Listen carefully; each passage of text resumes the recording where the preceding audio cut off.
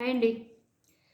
బంగ్లాదేశ్ మాజీ ప్రధాని షేక్ హసీనా తండ్రి పేరు అడ్డం పెట్టుకుని, తండ్రికి ఏదైతే మంచి పేరుందో అది అడ్డం పెట్టుకుని ప్రైమ్ మినిస్టర్ అయిపోయి, రాజకీయాల్లోకి వెళ్ళిపోయి ప్రైమ్ మినిస్టర్ అయిపోయి ఇబ్బడి ముబ్బడిగా డబ్బులు బాగా బాగా దోచుకుని ఆ దేశానికి సంబంధించిన డబ్బులన్నీను బాగా చాలా కాలంగా అక్కడ పాగా వేసింది.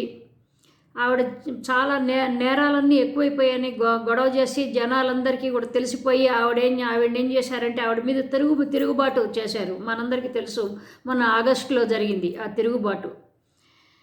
ఎంత తిరుగుబాటు అంటే అసలు చేతికి కనిపిస్తే, చేతిని పట్టుబడితే చాలు ఆవిడని ఏదైనా చేసేసేద్దాం అన్నంతగా అంతగా జనాలు రెచ్చిపోయారు.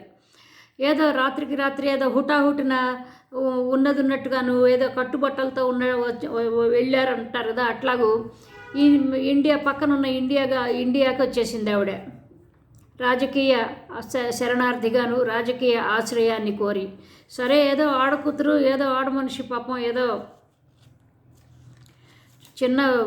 చిన్న వయసులో కూడా లేదు, ఏదో కాస్త 60లో ఉన్నది కాబట్టి, ఏదో కాస్త సీనియర్ సిటిజన్ కాబట్టి ఏదో కాస్త అని చెప్పి హ్యుమానిటేరియన్ గ్రౌండ్స్లో ఆవిడకేదో పొలిటికల్ అసైలం ఇచ్చారన్నమాట. అంటే ఏంటంటే రాజకీయంగాను ఆవిడకి ఒక ఆశ్రయం ఇచ్చింది ఇండియా. ఆవిడ ఈ 3 నెలలుగాను, ఆగస్టు 5 నుంచి 3 నెలలుగాను ఇక్కడే ఇండియాలో ఉంటున్నది, ఢిల్లీలో ఉంటున్నది, సకల రాజ మర్యాదల్ని అనుభవిస్తున్నది.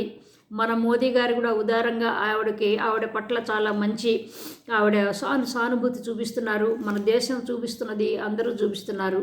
కానీ ఏంటంటే బంగ్లాదేశ్ మాత్రం గుర్రుమంటున్నది, ఆవిడ మీద గుర్రుమంటున్నది, ఇండియా మీద కూడా చాలా మండిపడుతున్నది. ఇన్ని నేరాలు చేసింది, ఇంతమంది చావుకి కారకురాలైంది ఈవిడ. ఏమైనా సరే, ఎట్లయినా సరే ఆవిడని పంపించేసేయండి, మా దేశానికి పంపించండి అని వాళ్ళు అడుగుతున్నారు. ఇవన్నీ కూడాను ఏంటి, ఎక్స్ట్రాడిషన్ ట్రీట్స్ ఎలా ఉన్నాయి, లేకపోతే లా ప్రొసీజర్స్ ఎలా ఉన్నాయి, ఏంటి అవి ఇవి అని మీనమేషాలు లెక్క పెట్టుకుంటున్నది మన దేశం. అయితే ఈ లోపు ఏమంటే వాళ్ళు ఇంటర్పోల్కి కూడా వెళ్ళిపోయి ఇంత కరడుగట్టిన నేరస్తురాల్ని మాత్రం, ఇంతమంది దగ్గర దోచుకున్న నేరస్తురాల్ని మాత్రము మేము వదిలిపెట్టేది లేదు, ఎట్లాగైనా సరే ఆవిడ్ని పట్టి మాకు ఇప్పించేసేయాల్సింది అనేది కోరబోతున్నదని వార్తలు వస్తున్నాయి. కానీ ఏంటంటే ఈ రాజకీయ నాయకులకి ఇండియా అయినా సరే, ఏదైనా సరే, ఆఫ్ఘనిస్తాన్ అయినా సరే, ఈ ఏషియన్ కంట్రీస్లో ముఖ్యంగా వీళ్ళ డబ్బు దాహానికి అసలు అంతం పంతం ఉండదు. అసలు ఆ డబ్బులు ఏం చేసుకుంటారో ఇప్పుడు అంత డబ్బులు దోచేసుకుంది, అంత డబ్బులు తెచ్చుకోలేకపోయింది. వాళ్ళు ఆవిడ ఎక్కడైతే ఉండేదో బంగ్లాదేశ్లో ఏదో ముజిబుర్ రెహమాన్ పేరు ఉండేది, ఆ పేరుకి ఏదో బంగ్లా బంధు ప్లేస్ ఏదో వాళ్ళ నాన్న పేరు ఉన్నది, ఆవిడ ఎక్కడైతే ఉన్నదో ఆ చోటు. అయితే అక్కడ చివరికి ఆవిడ బెడ్రూములు, ఆవిడ డైనింగ్ హాల్స్, ఆవిడ డ్రాయింగ్ హాల్స్, ఇట్లాంటివన్నీ కూడా జనాలు వెళ్ళిపోయి ఆ బెడ్రూమ్లలో తొక్కి పడుకుని, అంటే కక్షగా అనమాట, ఇంత మా దగ్గర నుంచి దోచుకున్న మనిషి ఇట్లా ఇంత లగ్జరీస్, ఇంత రాజ సౌకర్యాలు అనుభవించిన దాన్ని కడుపులు కాలిపోయి ఆగం చేశారు ఆవిడ అంతకుముందు ఉన్న ఆ బంగ్లాలో. అయితే ఇప్పుడు వీళ్ళందరూ కూడా ఏంటంటే ఒకటేను, ఇండియా మీద మాత్రము చాలా చికాగ్గా ఉన్నది, వాళ్ళకి బాగా కోపంగా ఉన్నదనమాట. కాబట్టి ఏంటంటే మన ఇండియా కూడా ఏంటంటే మరి ఏదో దారిన పోయే ముళ్ళ పొదని కాళ్ళకి తగిలించుకున్నట్టు ఇట్లాంటివన్నీ కూడా ఇప్పుడు మామూలుగా ఏదో ఇప్పుడు అమ్మాయి ఒక రైటర్ ఉంది, ఒక రైటింగ్ బంగ్లాదేశ్ రైటర్ ఒక అమ్మాయి ఉండేది, అమ్మాయి పేరు ఏదో ఉంది, బంగ్లాదేశ్ రైటరు. ఆ అమ్మాయిని తీసుకొచ్చి ఏదో అమ్మాయి కూడా ఇట్లాంటి పరిస్థితుల్లోనే చాలా అక్కడ తిరుగుబాటు చేస్తే అక్కడి నుంచి ఇక్కడికి వచ్చేసింది, పరిగెత్తుకుంటూ వచ్చింది. ఆ అమ్మాయి కూడా ఏదో అసైలం ఇచ్చారు, ఏదో ఆశ్రయం ఇచ్చారు. ఆ అమ్మాయి పేరు ఏంటంటే తస్లీమా నస్రీన్.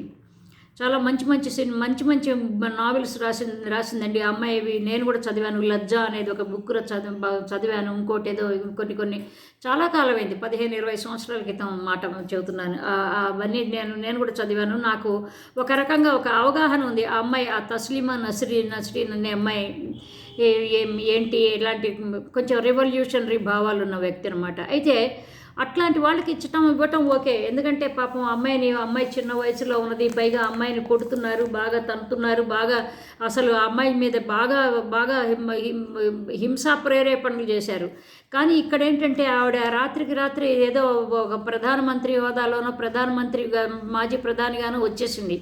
ఇక్కడికి వచ్చినప్పుడు ఏదో కొన్నాళ్ళు ఉండటం అనేది ఓకే. కానీ ఏంటంటే అక్కడ ఒక పక్కన, ఎందుకంటే ఇద్దరు వ్యక్తులకి సంబంధించిన విషయం కాదండి, ఇక్కడ 2 దేశాలకు సంబంధించిన విషయం. పైగా ఏంటంటే ఈ బైలాటరల్ ఇష్యూస్ వచ్చినప్పుడు ఏంటంటే ఇంకోటి ముఖ్యంగా ఏంటంటే మన పక్క దేశం కాబట్టి ఏంటంటే చాలా వాటికి వ్యాపార సంబంధాలు ఉంటాయి, అనేక రకాల సంబంధాలు, రాజకీయ సంబంధాలు ఉంటాయి. ఒక వ్యక్తిని అక్కడ వాళ్ళు ఎళ్ళగొట్టిన వ్యక్తో లేకపోతే అక్కడి నుంచి పారిపోయిన వ్యక్తో ఇక్కడికి వచ్చి తలదాచుకుంటే ఆ మనిషికి ఇంతకాలం ఇవ్వటం అనేది, ఆశ్రయాన్ని ఇవ్వటం అనేది చాలా అది తప్పుగా భావిస్తున్నారు అందరూ కూడాను రాజకీయ విఘ్నులందరూ కూడాను తప్పుగా భావిస్తున్నారు. కాబట్టి ఏంటంటే ఈ ఇంటర్పోల్ సంబంధించిన విషయాల్లో వాళ్ళు వెళ్తున్నారు కాబట్టి ఆ ఇంటర్ఫియరెన్సు జరగకముందే ఈవిడ్ని వాళ్ళకి పంపించడమో లేకపోతే తల్లి నీకు ఒక నమస్కారం, ఎందుకంటే ఈవిడ్ని ఎవరు కూడా ఏ దేశం అయితే వెళ్ళాలి అనుకుందో ఆ దేశంలో వాళ్ళు రానివ్వటల్లా. అట్లాగే చాలా దేశాలు కూడాను అదే దేశం బాటలు పడుతున్నారంటే మేము రానివ్వమని.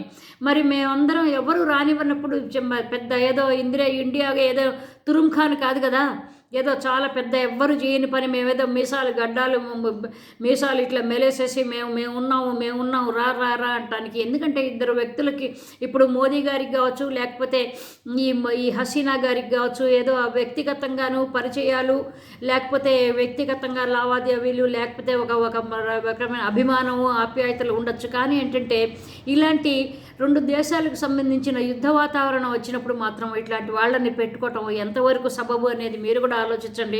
కామెంట్ సెక్షన్లో పెట్టండి. మీకు కూడాను ఎంతవరకు. నాకైతే ఆవిడని అర్జెంటుగా అసలు ఇక్కడి నుంచి పంపించేసేయాలి అని అనిపిస్తున్నది అనమాట. మీ ఉద్దేశం ఏంటో, మీరేం చెప్తారో కామెంట్లో చెప్పండి. సో అదండి సంగతి. బాగా అందినంత దోచుకుంటారు, అందితే జుట్టు అందకపోతే కాళ్ళు లాగా ఈ రాజకీయ నాయకులు అక్కడి నుంచి మొత్తం కంప్లీట్గా దోచుకుని మొత్తం అన్ని దొంగ లెక్కలన్నీ చెప్పి దేశానికి మొత్తం దోచేసుకుని, అదేమంటే తండ్రి పేరు అని చెప్పి ఆయన పేరును వాడుకుని ఆయన్ని నిరక్షరాస్యులుగా చేయటం అన్నమాట. ముఖ్యంగా చదువు సంధ్య లేకుండా చేయటం అనేది వీళ్ళ మోడస్ ఆపరాండి అనమాట. వీళ్ళ ముఖ్యమైన ఉద్దేశము, ముఖ్యమైన పద్ధతి ఏంటంటే ఇదే అనమాట. కాబట్టి ఏంటంటే జనాలు ఎవరు కూడాను వాళ్ళు ప్రశ్నించకుండా ఉండటం అనేది. కాబట్టి ఏంటంటే ఇప్పుడు ఇది ఇంటర్పోల్ ఏమన్నా ఇంటర్ఫియర్ అవుతుందా ఇండియాతో, లేకపోతే ఏమవుతుంది ఏంటి అనేది కొంచెం ఒక ఆసక్తికరంగానే ఉంది. సో ఇంకొక మంచి టాపిక్తో మళ్ళీ కలుద్దాం. బై అండి. Love you all. బాయ్.